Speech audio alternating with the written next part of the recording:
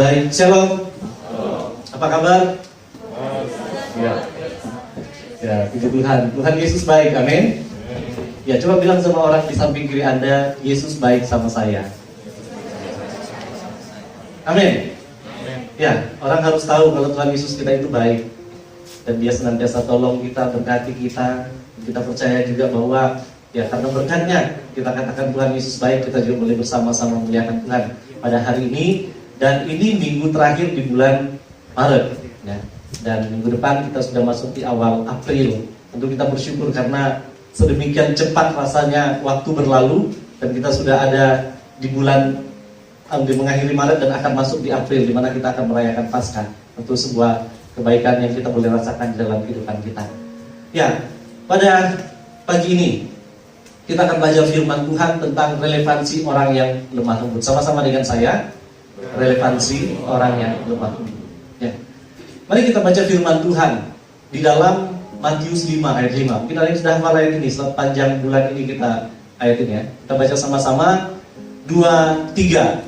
Berbahagialah orang yang lemah lembut, karena mereka akan memiliki bumi. Puji Tuhan.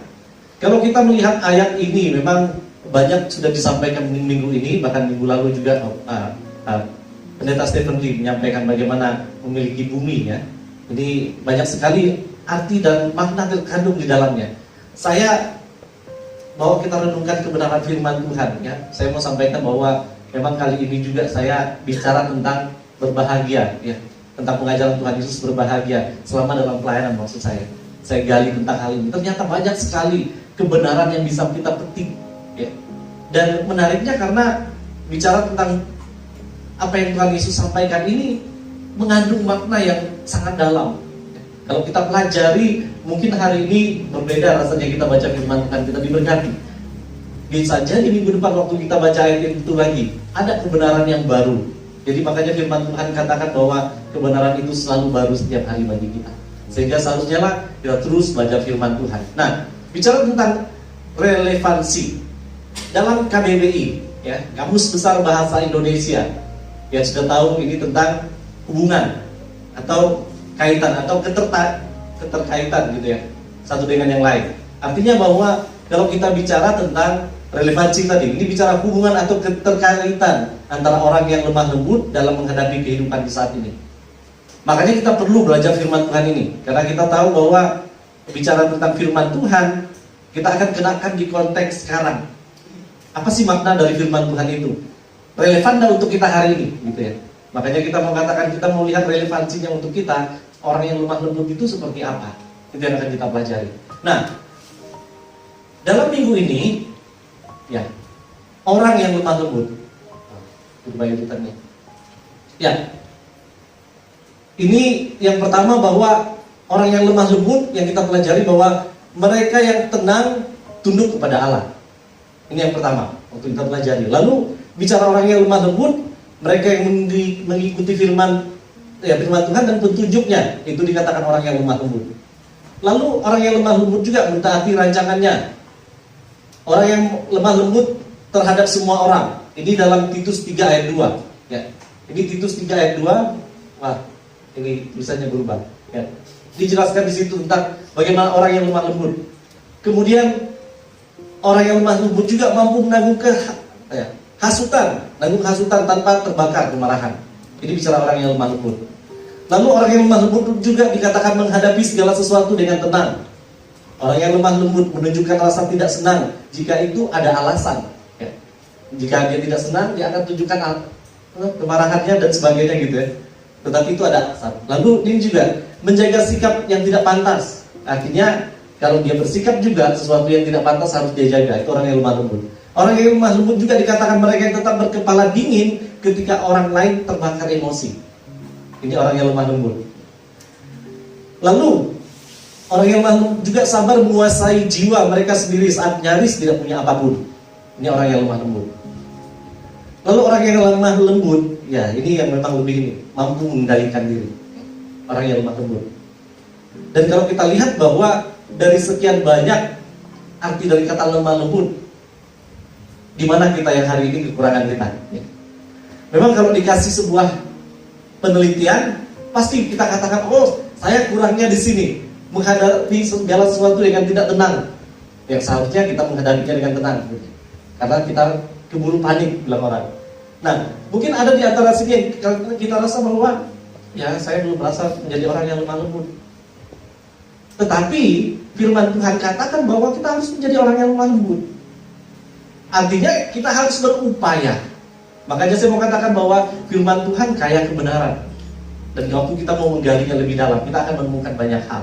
Nah, di firman Tuhan yang kita baca, berbahagialah orang yang lemah lembut, karena mereka akan memiliki bumi.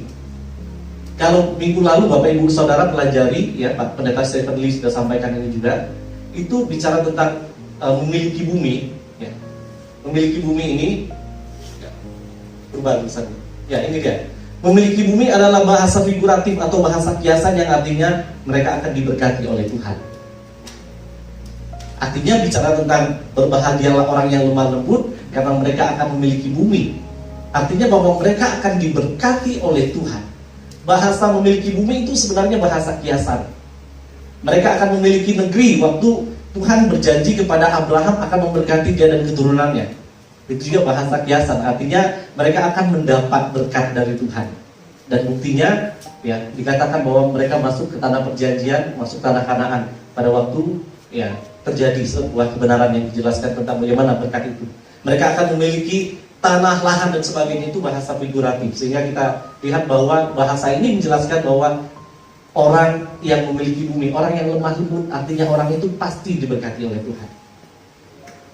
Nah, menjadi pertanyaan untuk kita semua, apakah relevan orang yang lemah lembut saat ini? Bagaimana lemah lembut yang Tuhan Yesus maksudkan? Tentu kita akan sinkronkan dengan zaman now, kalau kita katakannya. Bagaimana kira-kira kalau dikatakan lemah lembut itu? Apakah ya lemah lembut tidak perlu emosi dan sebagainya? Ya. Siapa yang tidak pernah lihat jemaat di tempat ini yang marah? Adakah? Atau ada yang sudah lihat semua orang marah? Bagaimana Wahyu marah contohnya? Atau bagaimana Ibu Tabita marah gitu? Atau Pok Do marah? Mungkin ada yang sudah bisa tahu gitu. Ternyata memang bicara tentang yang namanya lemah lembut. Banyak hal yang kita dapat bahwa bagaimana sih untuk konteks sekarang, untuk relevannya kita sinkronisasikan itu dengan kehidupan kita saat ini. Nah, yang pertama dikatakan bahwa orang yang lemah lembut adalah orang yang siap menerima firman Tuhan dengan sukacita. Artinya mereka dengan lemah lembut hati, perasaan dan pikiran lemah lembut menerima firman Tuhan yang akan mereka terima. Dan dikatakan orang yang lemah lembut adalah orang yang siap menerima firman Tuhan dengan sukacita.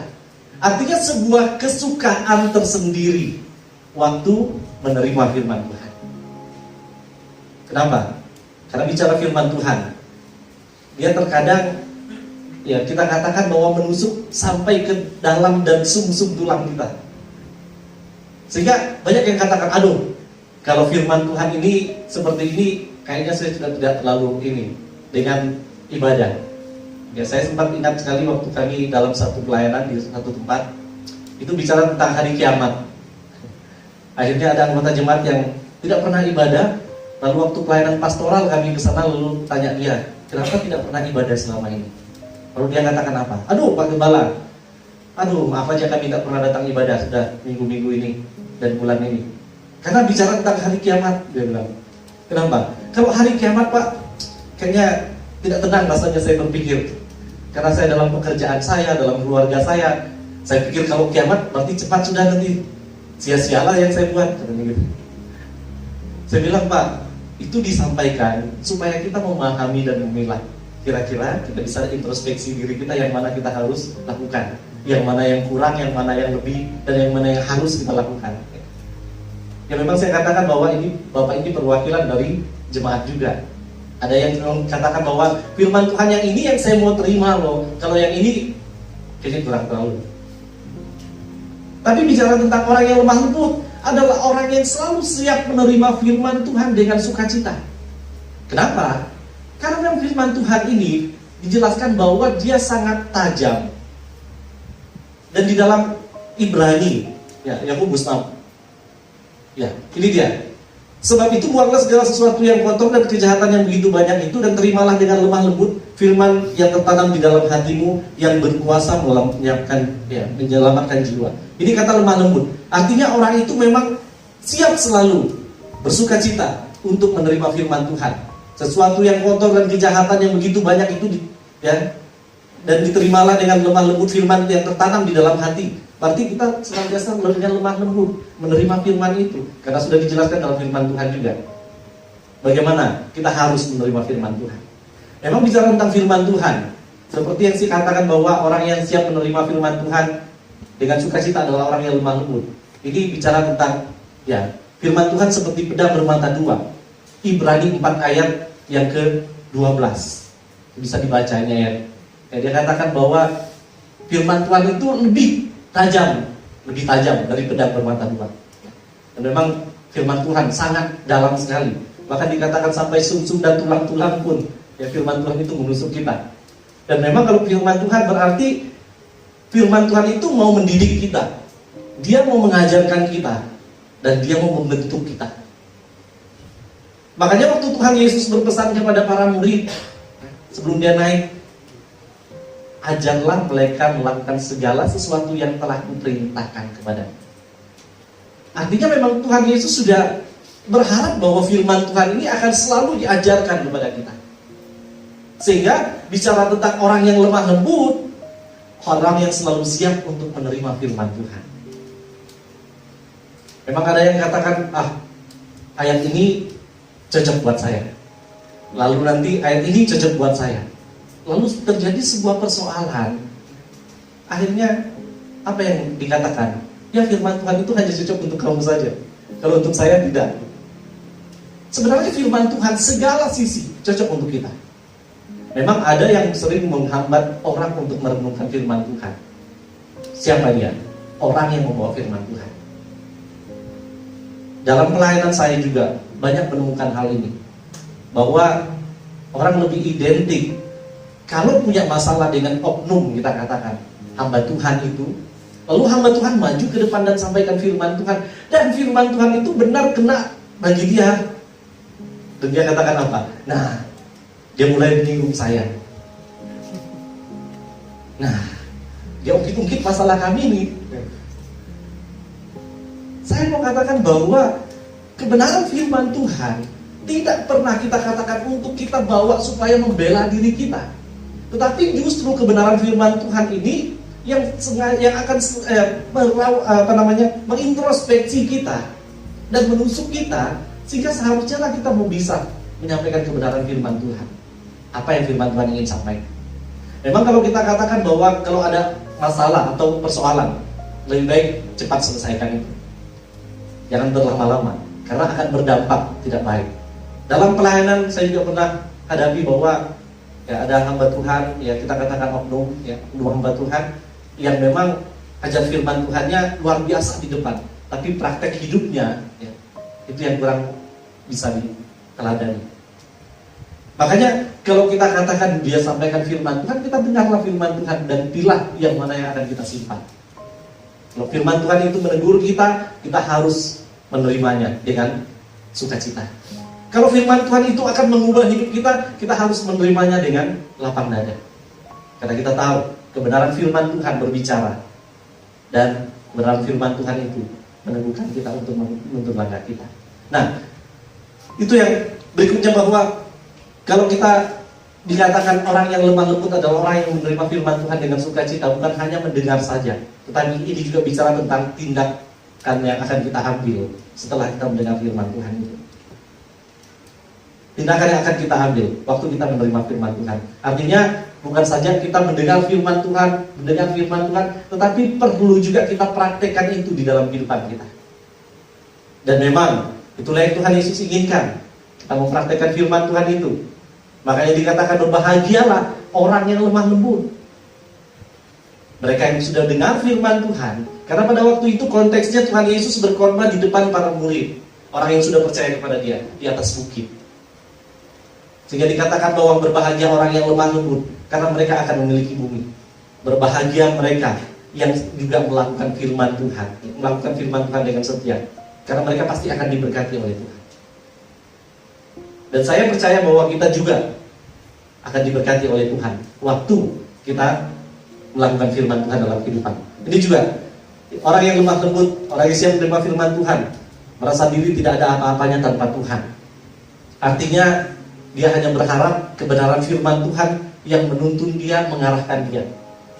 Saya senang dengan kalimat ini karena ya, kalau kita datang kuliah, artinya kita jauh dari orang tua kita, gitu ya.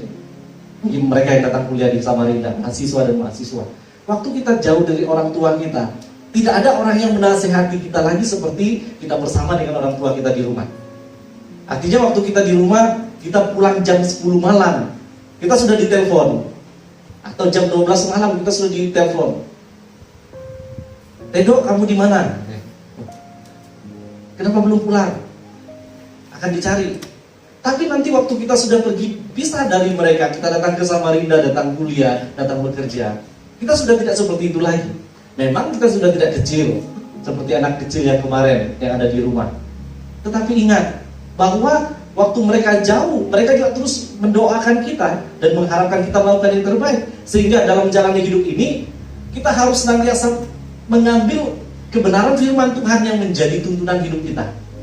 Kita merasa bahwa tanpa Tuhan kita tidak akan bisa buat apa-apa. Sehingga yang saya mau jelaskan bahwa mari kita mencari Tuhan dan melibatkan diri kita dalam pelayanan.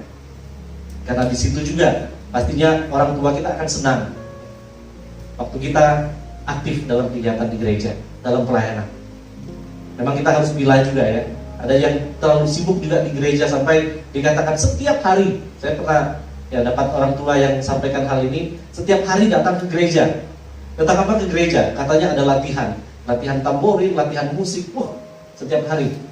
Tapi waktu saya perhatikan di gereja, ya mereka hanya datang mencok aja gitu, makan timun.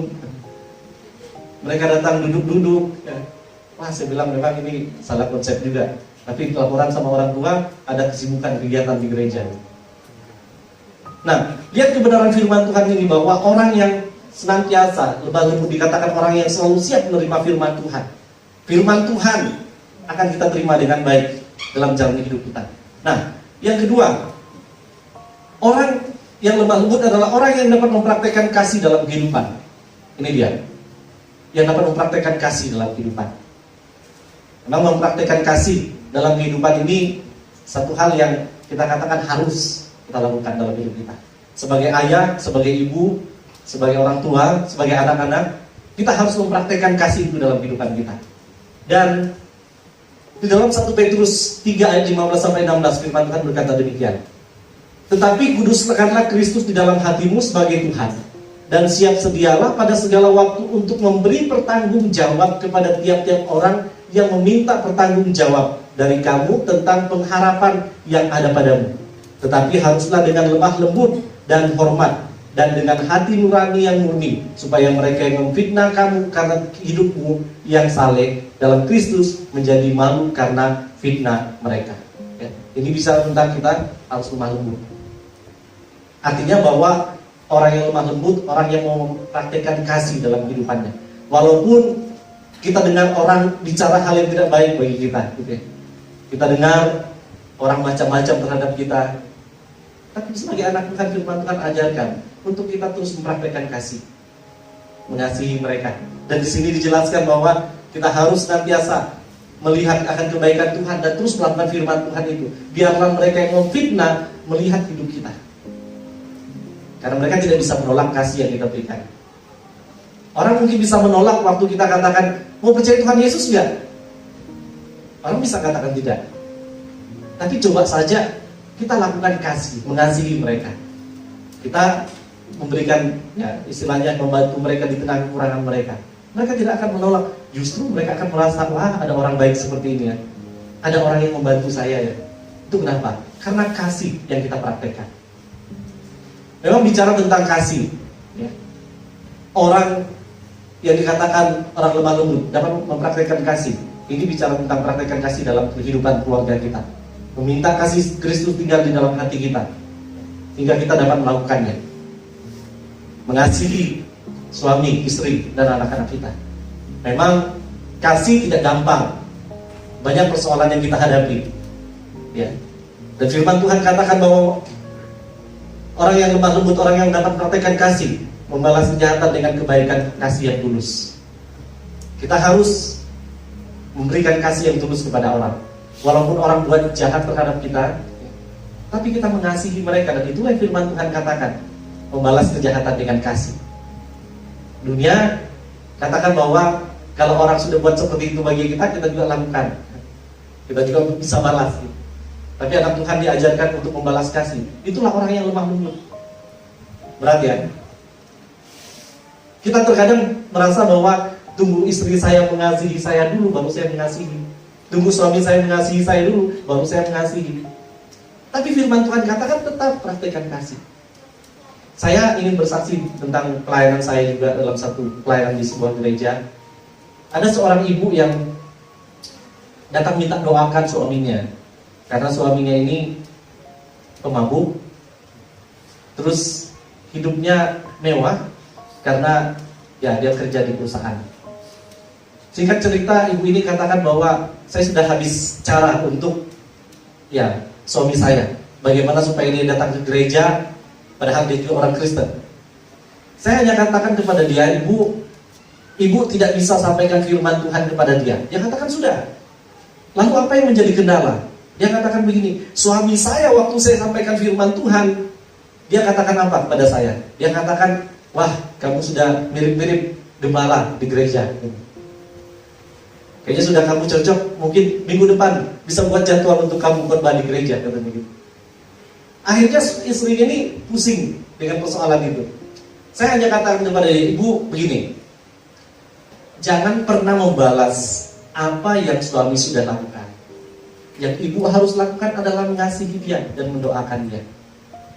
Singkat cerita, 1 tahun berlalu, 2 tahun berlalu, ibu itu katakan tidak ada perubahan. Saya katakan lakukan saja apa yang firman Tuhan katakan, bahwa kasih itu harus kita praktekkan dalam hidup kita. Mengasihi dia, walaupun dia tidak pernah ibadah, walaupun dia selalu pergi keluar entah kemana, karena dia kerja di perusahaan, dapat uang banyak, mobil, wah luar biasa. Tahun ketiga, akhirnya apa? Ibu ini telepon, Pak Gembala, puji Tuhan, ya, karena suami saya sudah mengakui bahwa dia perlu Tuhan. Lalu saya katakan, bagaimana itu bisa terjadi? Ya, karena dia lihat hidup saya. Dia lihat selama ini saya tidak pernah membalas dia, walaupun dia jahat. Kadang waktu dia pulang, dia lempar sepatunya sana sini gitu. Kadang waktu dia lihat makanan sudah tidak ada di wajan, dia banting wajan. Lalu apa yang terjadi? Iya Pak, dia katakan dia perlu Tuhan dan dia minta Bapak datang doakan. Sudah, singkat cerita saya ke rumahnya dan doakan. Pada waktu itu saya kaget, kenapa? Karena suaminya ini terbaring di ranjang. Lalu waktu saya dekati, ada apa ibu yang kita perlu doakan? Ya Bapak akuilah katanya. Jadi suami ini akui bahwa selama ini dia tidak pernah ke gereja, dia tidak pernah berpikir perlu Tuhan. Tapi setelah dia alami penyakit yang membuat dia stroke, dia katakan saya sangat memerlukan Tuhan. Dan akhirnya istrinya katakan, itu dia Pak. Padahal cuma waktu dia sehat tadi, dia rajin ke gereja, senang saya katanya.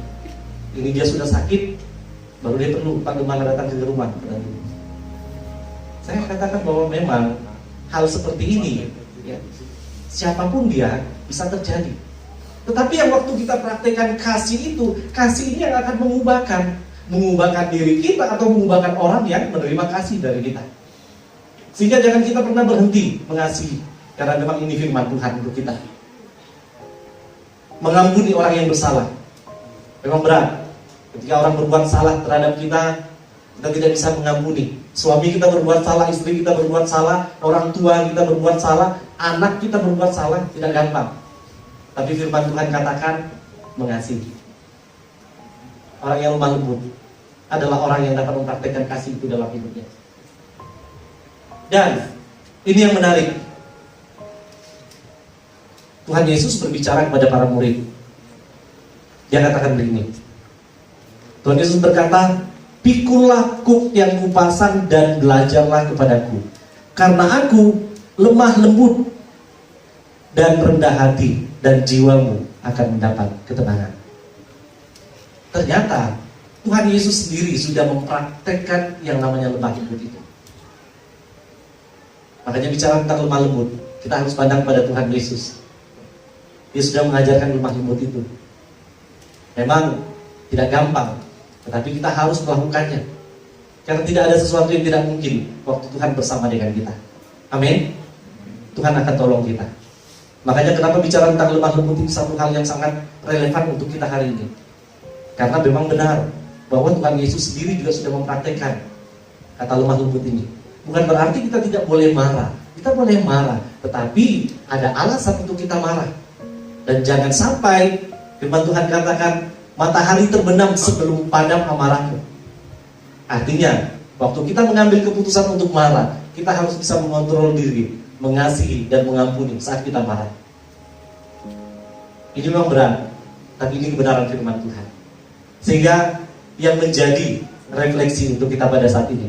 Yang pertama, apakah kita benar telah menerima firman Tuhan dengan sukacita atau sebaliknya? Sejauh mana firman Tuhan telah mengubah hidup kita sampai saat ini? Kita sendiri yang tahu hal ini. Kalau kita katakan lemah lembut, seharusnya kita juga sudah mempraktikkan firman Tuhan dan mendengar firman Tuhan merupakan sesuatu yang kita sukai. Dalam ibadah kita, sesuatu yang kita sukai karena kita dengarkan firman Tuhan.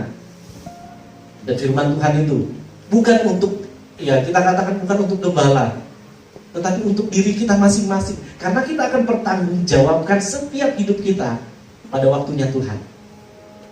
Makanya dikatakan bahwa kalau kita mendengar firman Tuhan, mungkin kita tidak pas dengan gembala itu atau hamba Tuhan itu. Jangan merasa bahwa sudah firman Tuhan itu tidak baik untuk saya.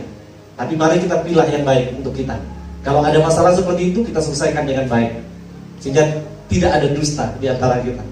Kita benar-benar bisa merasakan berkat Tuhan dari kebenaran firman Tuhan itu. Kemudian yang menjadi pertanyaan kedua adalah, kasih seperti apa yang sudah kita praktekkan sampai hari ini? Apakah masih ada kasih yang tidak tulus? Padahal orang yang lemah lembut harus dapat mempraktekkan kasih sebagai barometer dalam kehidupannya. Kasih yang harus kita praktekkan dalam hidup kita. Kasih dalam rumah tangga kita, keluarga kita. Kasih di dalam pergaulan kita bersama dengan orang-orang di dalam pekerjaan kita, dalam pelayanan kita, di dalam setiap aspek hidup kita. Harus praktekkan kasih itu. Sehingga senantiasa juga kita dikatakan orang yang lemah lembut karena kasih kita dapat hidupi dari kasih Tuhan yang telah kita terima. Inilah kebenaran firman Tuhan yang saya bawa kita renungkan bersama untuk kita kembali melihat bahwa dikatakan orang yang lemah lembut, benar itu sangat relevan untuk kita hari ini. Di tengah situasi yang kita hadapi, tantangan dan pergumulan yang kita alami, mari kita melihat kebenaran firman Tuhan ini untuk saya, dan saya harus mengubah hidup saya, dan saya harus siap untuk melakukan firman Tuhan, dan saya harus senantiasa hidup dalam kasih. Dan bulan yang akan datang, bulan April, kita akan tema baru yang akan diberikan dari pusat. Ini juga kiranya menjadi kekuatan buat kita bicara tentang Yesus Kristus bangkit dan memberikan pengharapan. Mari kita berdoa. Terima kasih Tuhan Yesus. Bersyukur buat kesempatan pada hari ini kami boleh belajar firman Tuhan yang kembali mengingatkan kami tentang bagaimana kami melihat relevansi orang yang lemah lembut pada saat ini di dalam kehidupan kami. Dan kiranya Tuhan menolong kami semua agar kebenaran firman-Mu ini kami dapat hidupi dalam hidup kami. Kami menjadi orang yang lemah lembut. Kami senantiasa terus menerima firman Tuhan dengan sukacita, walaupun kami tahu banyak hal yang kami hadapi dalam kehidupan ini. Dan biarlah kebenaran firman-Mu membentuk kami, mengubah kami menjadi pribadi yang menyenangkan hati Tuhan.